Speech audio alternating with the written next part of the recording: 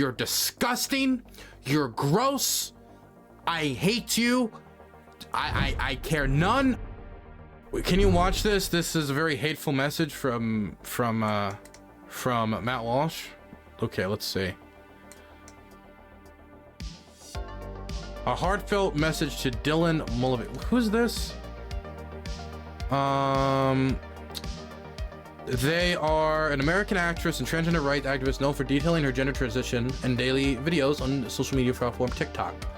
As of 2023, she has over 10 million followers on TikTok, and the video series titled Days of Girlhood has received over 1 billion views.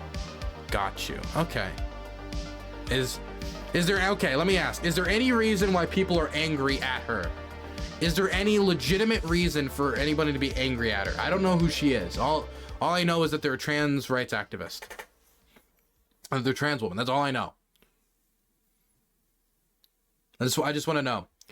Dylan, Weed War is a Racket. Yeah, that's the book from like 1917, 1914. It was 19 something.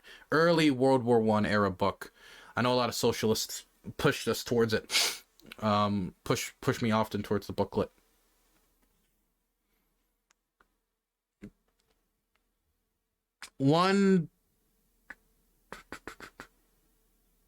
By the way, did you know if you were to refund all of like the Ukraine aid, it would like amount to like, what would it be, like $10 a month? You wouldn't even get anything out of it. You get like fucking peanuts. You would get nothing out of it. Not to mention, much of the refunded aid you wouldn't even get, because it would be like vehicles. So realistically, you'd end up getting like what, like $3? Not even like not even like a Spotify subscription. You wouldn't even be, you'd get nothing. You can't even afford Netflix with it.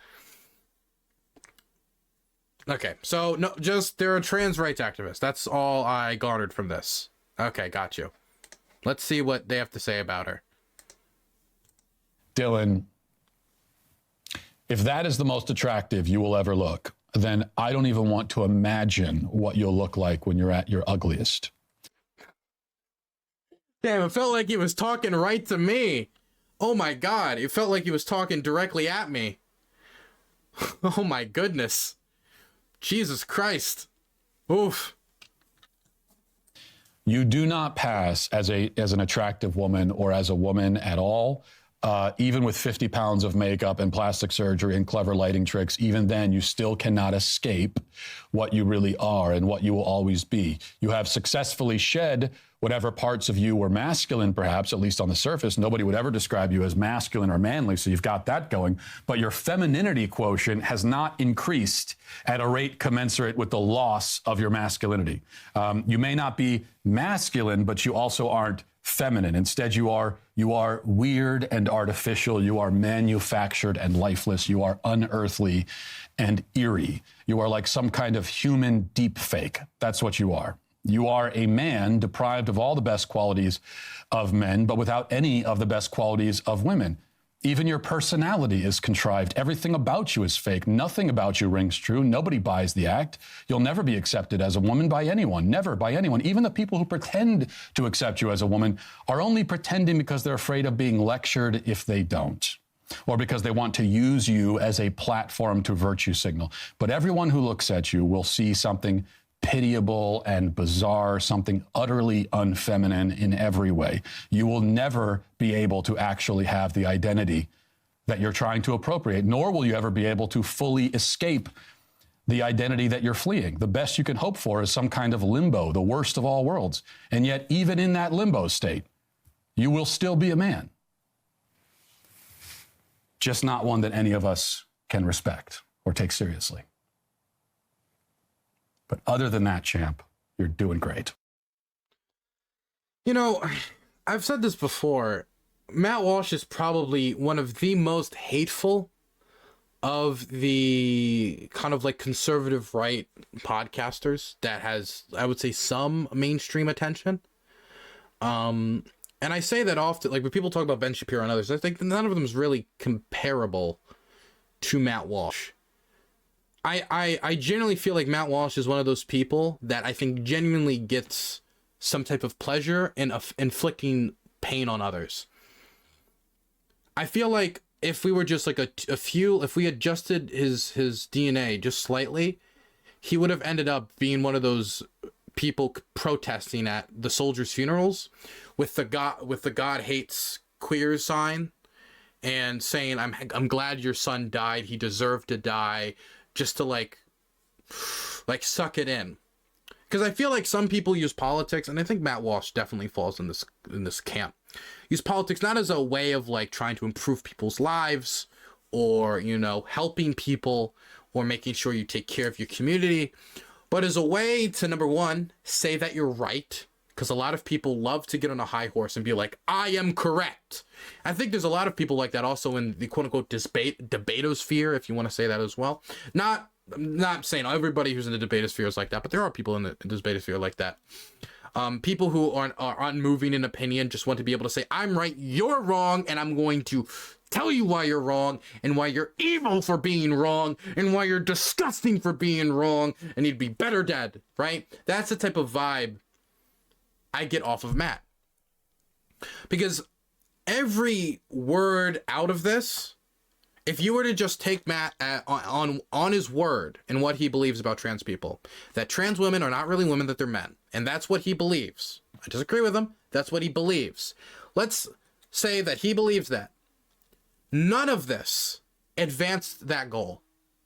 None of this put that idea in my mind that I was like, oh, that's a convincing argument. What you just said there really swayed me. This is not something that's going to go to people like me or other people who are trans and make them think, maybe I'm wrong. That's not going to do that at all. It's not going to convince anybody in the margins or who are on the fence about this and, you know, don't know a lot. In fact, I think it'll probably disgust many of them. I think the Ben Shapiro type of argument and his thing is like, I'll call you a woman out of nicety, even though that rubs people the wrong way for good reason. It's a much better, effective strategy than this. Because this is, basically translates into you're disgusting, you're gross, I hate you, I care none about your well-being, screw you. That's how it comes off as. I mean, afterwards, Matt Walsh will try to translate it into something else. That's what this rubs off as you are scum, you're disgusting, I hate you, you're ugly, and just like every negative possible trait.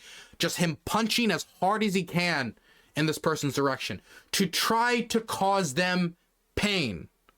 And their pain will be the entertainment of him and his most devoted followers. Because the people watching Matt Walsh are not mainstream people on like like the more mainstream conservatives. There are mainstream conservatives that watch Matt Walsh. There are, absolutely, but that doesn't make up the majority of his audience. And centrist conservatives, not either, and certainly not many centrists. His audience is made up of mostly the most far right of the far right in the United States, outside of literal white nationalists, right? I as far as I know, Matt Walsh is not a literal white nationalist. I haven't seen him express that sentiment. Like, outside of literal Nazis, Matt Walsh is about as far right as you can get outside of being a skinhead.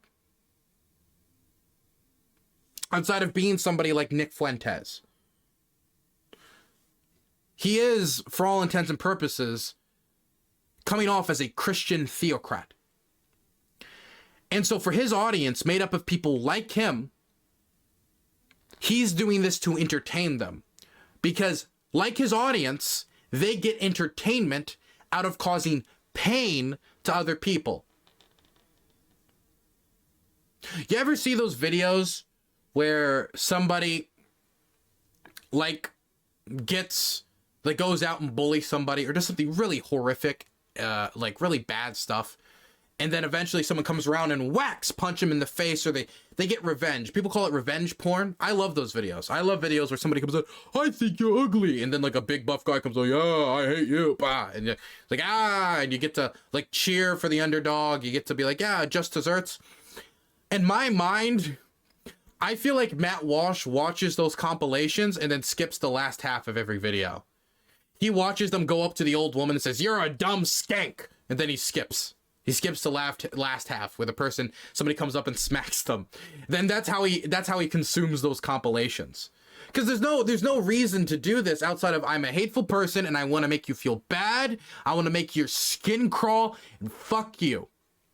That's how this rubs off on. And the thing is, there's a chance that the person who watched this video feels like that, like feels bad by watching this video. There's a chance that the person who was featured in this video doesn't see this at all.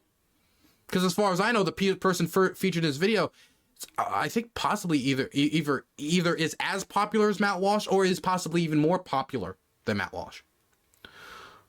Or they just possibly just don't see it. Because, I mean, he didn't add him, right?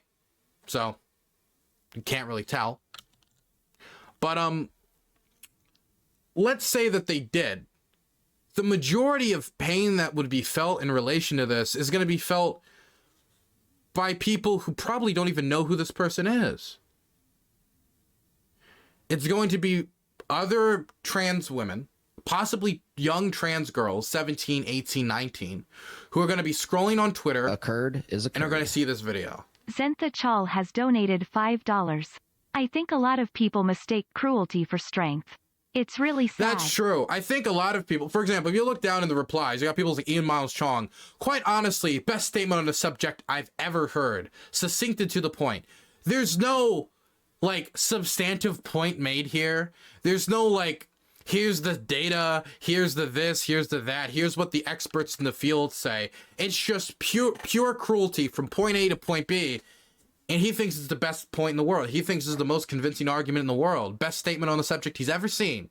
Thank you for the $5 then, Chal. I agree with what you said 100%. And I think a lot of it is Ian and Matt, as the person from Site Chat said, who donated $5, they see this powerful, mean, aggressive, and quite frankly, cruel statement, and they mistake that cruelty for strength. Like, wow, that was such a powerful statement. Matt Walsh spoke with such strength, with such vigor, with such passion, that he must be right. He must be correct. This is the issue. He's on point on this, when all he's doing is being mean.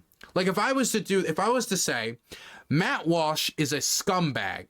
He is a snake in sheep's clothing. He is an ultimately weird man who would not allow near children concerning his past statements about 16 and 17-year-olds and fertility. He's gross. He's disgusting. I don't want him near my family. I don't want him near my community. And if he was to ever come to Maryland, I would get a picket line and physically stop him from entering my state so we do not get the brain worms that has affected his mind. Now, if I uploaded that on Twitter, I'm sure there'd be a lot of people that say, yas, Dylan, yas, but that was just me trying to be cruel. I didn't make any substantive point there. I was just trying to be as mean as possible. Could have been more mean, but TOS, right? You know, bathtubs, toasters, etc. That isn't a substantive point. This is just him browbeating to this audience at the expense of trans women.